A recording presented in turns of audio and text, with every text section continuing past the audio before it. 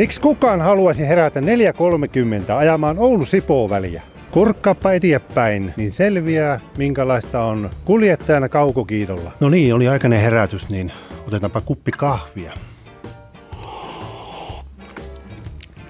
Ja työmatkahan muuten taittuu sähköpyörällä.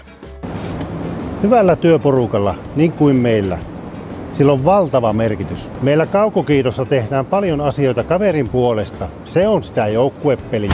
Työmaallehan on oikein mukava tulla, kun ei ole homma kesken ja autokin on Japen puolesta tankattu valmiiksi, että ei muuta kuin on the road to Ken. Tässä on yksi vakkari peleistä, ei mikään 007, mutta 107.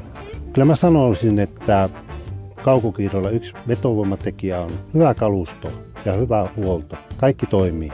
Tonneja takana ja uutta rautaa alla, niin kyllä on hyvä olla.